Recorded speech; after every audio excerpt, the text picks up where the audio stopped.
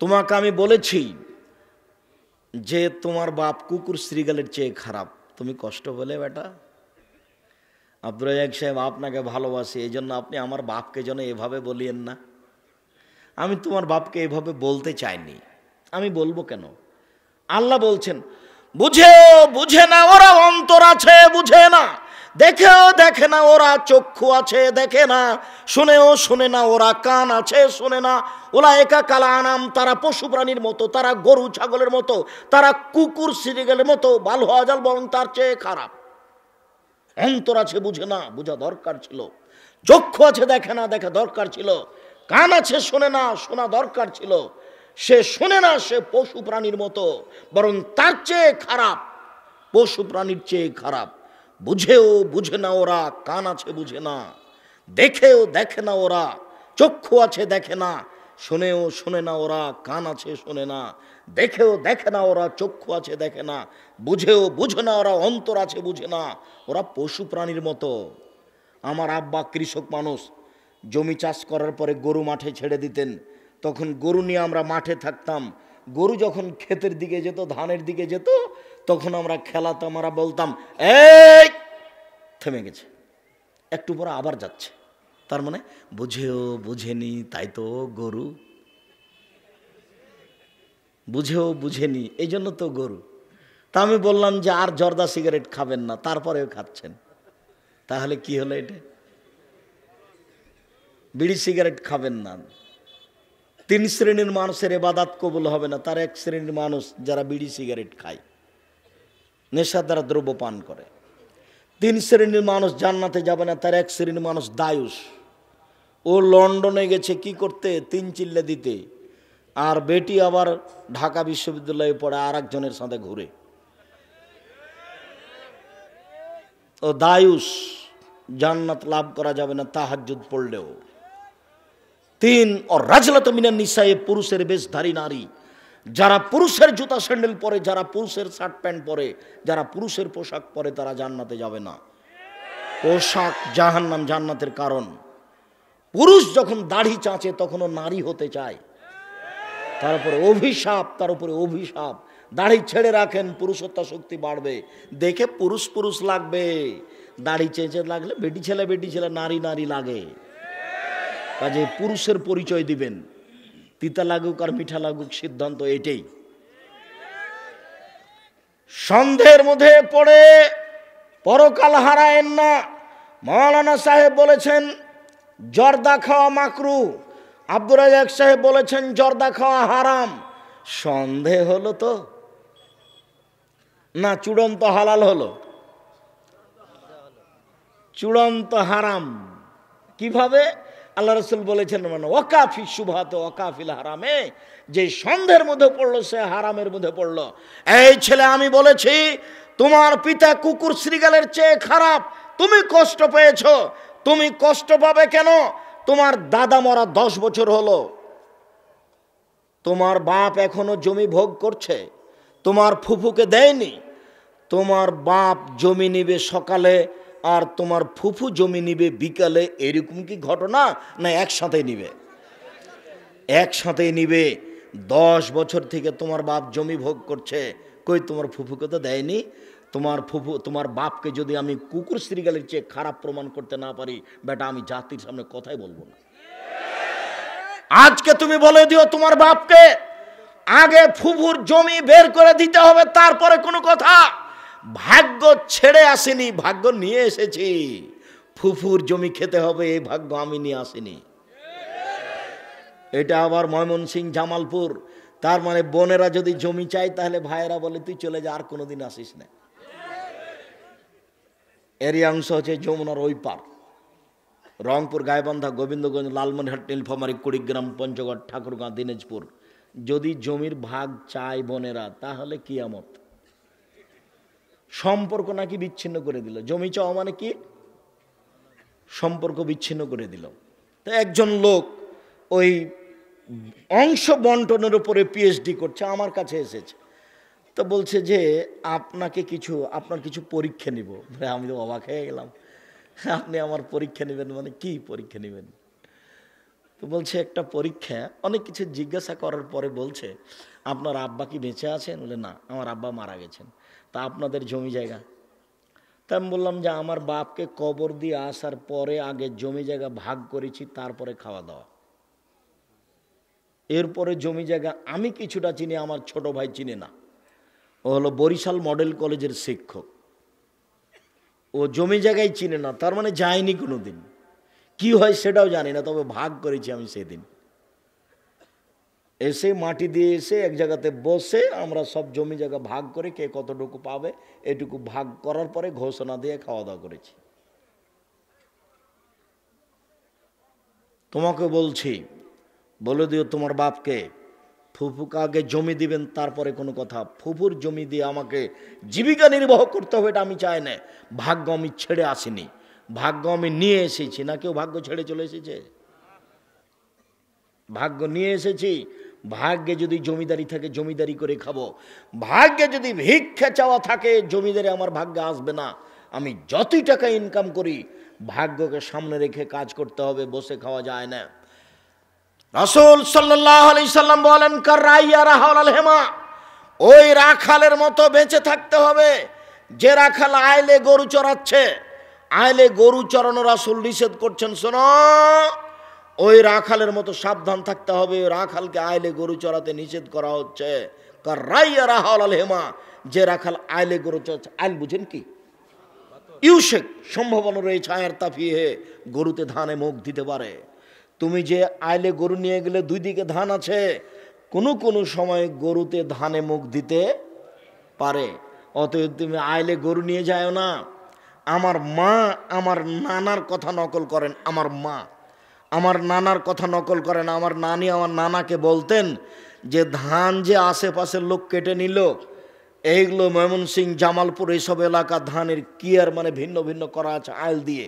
আমরা চাঁপাইনবাবগঞ্জ, দিয়াড়ের মানুষ, পল্লীর মানুষ, জমি জায়গাতে আইল করা নাই, সব সমান। তো একবার ধান বপনের সময়তে মাপত, একবার ধান কাটার সময় মাপত। তা আমার নানি বলতেন যে সবাই যা আশেপাশে ধান কেটে নিল, তুমি যাও কেটে নিয়ে আসো। তখন আমার নানা বলতেন সবাই কেটে নেক তারপরে নিব। কেননা আগে কাটতে যদি কারো এক একটু চলে আসে, ওর জব আমি বিচারের মাঠে দিব না, আমি দিতে রাজি নই। চাঁপাইনবাবগঞ্জে মাঝে মধ্যে বক্তব্য দিলে আমি বলি যে মাপার পরে ওকে বলা হয় ফাঁড়ি দেওয়া, মানে ধানটা দুই দিকে সরাচ্ছে। তো মধ্যে যদি কোনো একটা ধানের গোছ পড়ে যায় তাহলে কি করবেন? তাহলে সেটা নিজের দিকে নিয়েছি, তাহলে সেইটা কি হবে? এরা হাওলাল হেমা, প্রত্যেকটা দেশের বাদশার একটা সীমারেখা আছে। লেকুল্লে মালিকিন হেমা ও হেমাল্লাহ হেমাহারে মোহ, প্রত্যেকটা দেশের একটা সীমারেখা আছে। বাংলাদেশ শেষ হলে ভারত শুরু হয়, ভারত শেষ হলে বাংলাদেশ শুরু হয়। প্রত্যেকটা দেশের একটা সীমারেখা রয়েছে। ও হেমাল্লাহ হেমাহারে মোহ, আর আল্লাহর সীমারেখা হচ্ছে হালাল হারাম। শুনুন, আল্লাহ ওয়াইন্না ফিল জাসাদে মুজগা, মানুষের শরীরে একটা টুকরা রয়েছে। ইয়া সালাহাত সালাহুল জাসাদু কুল্লুহু, সেই টুকরা যতক্ষণ ভালো থাকবে লোকটা ততক্ষণ ভালো থাকবে। ওয়াইজা ফাসাদাত ফাসাদা জাসাদু কুল্লুহু, সেই টুকরা যখন খারাপ হয়ে যাবে গোটা লোকটাই খারাপ হয়ে যাবে। আলা ওয়াহিল কাল, মনে রাখো সেটা হচ্ছে অন্তর। যার ভিতর খারাপ সে তার সবই খারাপ, যার ভিতর ভালো তার সবই ভালো, যার ভিতর খারাপ তার সবই খারাপ, যার অন্তর খারাপ তার সবই খারাপ, যার অন্তর ভালো তার সবই ভালো। ভিতর খারাপ, এই জন্যই তো আপনার মুখের উপরে ভালো কথা বলেছে, তারপর সরে গিয়ে আপনার উল্টা বলছে। এ হলো মুনাফিক, এর ভিতর খারাপ। রাসূল সাল্লাল্লাহু আলাইহি সাল্লাম ভিতর যেন খারাপ না হয় হালাল হারামের ব্যাপারে সতর্ক করলেন। সম্মানিত দিনী ভাই বোন, রাসূল সাল্লাল্লাহু আলাইহি সাল্লাম বলেন, ইয়াতি আলান নাসি জামানুন, মানুষের উপরে এমন একটা সময় চলে আসবে মানুষ পয়সা পাতি উপার্জন করবে। লাইওয়ালিন নাস মা খাজা মিনহু আমিনাল হালাল আমিনাল হারাম, যে উপার্জন করছে পরোয়া করবে না এটা হালাল না এটা হারাম। চাকরি করবে পরোয়া করবে না এটা হালাল না হারাম। ব্যবসা করবে পরোয়া করবে না এই ব্যবসা হালাল না হারাম। আমি আব্দুর রাজ্জাক বিন ইউসুফ বলছি, আমার জানা অনুপাতে বাংলাদেশের মাটিতে কোনো ইন্স্যুরেন্স বৈধ নয়। যত আছে আমার অভিজ্ঞতায় এদেশের মাটিতে কোনো ব্যাংকিং ব্যবস্থা জায়েজ নয়। ব্যাংকে আপনি স্বেচ্ছায় চাকরি করছেন, এই টাকা হালাল হওয়ার কোনো পথ নেই। আপনি ব্যাংকে টাকা রেখেছেন নিরুপায় হয়ে, এইটা, আর ব্যাংকে চাকরি করে টাকা উপার্জন করেন, এইটা, এই দুটা এক নয়, ভুল হিসাব। আপনি যে ইন্স্যুরেন্সে আছেন ধর্মের নাম দিয়ে, এটা মিথ্যে, এটা একটা প্রতারণা, এটা একটা সুদের ঘর। সাবধান থাকুন সম্মানিত দিনী ভাই বোন। এদেশের মাটিতে বৈধ পয়সা উপার্জন করা খুবই জটিল। তবে দেশ যেহেতু মানুষ বসবাস করে, কাজে কোনো না কোনো পথ হালাল আছে। শেষ পর্যন্ত কলা কিনবো বিক্রি করব, সেটাও কি হারাম? তা হতে পারে না। চকলেট কিনবো বিক্রি করব, সেটাও কি হালাল? সেটাও কি হারাম? তবে আপনি বৈধ পথে ব্যবসা করেন, ব্যবসা যদি একদিন বড় হয়ে যায়, ওই সময়তে যদি আপনাকে ঘুষ লাগে, তখন সেটা আপনি মাজলুম, তখন আপনার দেওয়াটাই ঠিক।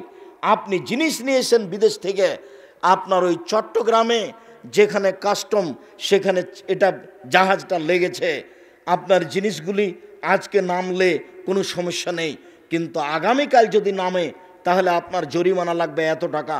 এখন যার সিগনেচারে নামবে সে বলছে 1 লক্ষ টাকা আমাকে দিতে হবে, তাহলে আমি সিগনেচার করব। আপনি যদি দেরি করেন একদিন, তাহলে আগামীকাল 1.5 লক্ষ টাকা জরিমানা লাগবে। এখন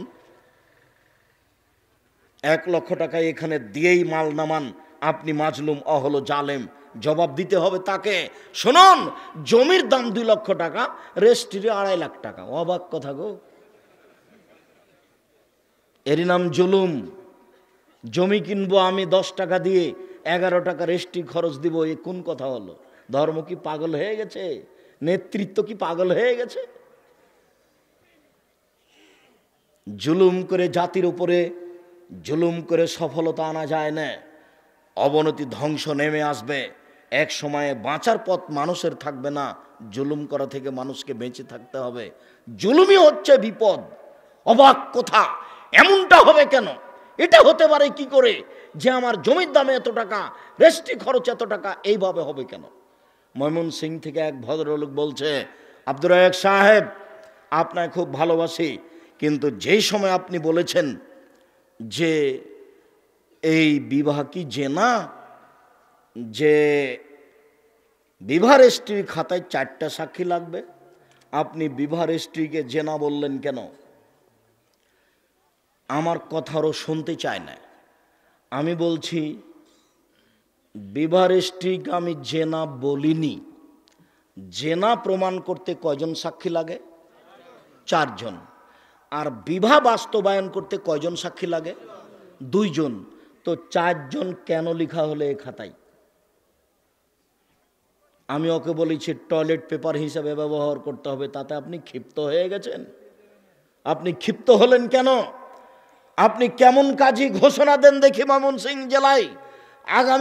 আগামীকাল থেকে ময়মনসিংহ জেলায় প্রত্যেকটা কাজীর খাতাতে কয়জন সাক্ষী লেখা থাকবে? 2 জন। আল্লাহ নবী বলেছেন, লা নিকাহিল্লে বলে বেওয়ালিন ওলা নিকাহিল্লা বে শাহেদাইনে, অভিভাবক ছাড়া বিবাহ হয় না, 2 জন সাক্ষী ছাড়া বিবাহ হয় না। জেনাতে 4 জন লোক লাগে। বিবাহ কি জেনা যে এখানে 4 জন লোকের কথা আসবে? কেন আসবে? আসবে কেন? যে সবগুলো নেহায়াত অন্যায়, তার মধ্যে বিবাহ রেজিস্ট্রি খাতা একটা নেহায়াত অন্যায়। রাসূল সাল্লাল্লাহু আলাইহি সাল্লামের নীতির উপরে লাথি মেরে কাজী আমাকে ক্ষমতা দেখাই বেটা, কত ক্ষমতা আছে? আপনি এই খাতাকে বাতিল করে 2 জন সাক্ষীর খাতা করেন, তারপরে দেখা যাবে যে আপনার ক্ষমতা, আপনি এখানে কাজীর ক্ষমতা পেয়েছেন। কেন হবে? কে অধিকার দিয়েছে? কার ক্ষমতার ভিত্তিতে কাজীর এই খাতায় 4 জন সাক্ষী আসবে? আসবে কেন? আসার পথ কি? কিয়ামত পর্যন্ত পথ হবে না। যদি 4 জনই থাকে, তাহলে জেনাই প্রমাণ করতে চেয়েছে যারা করেছে।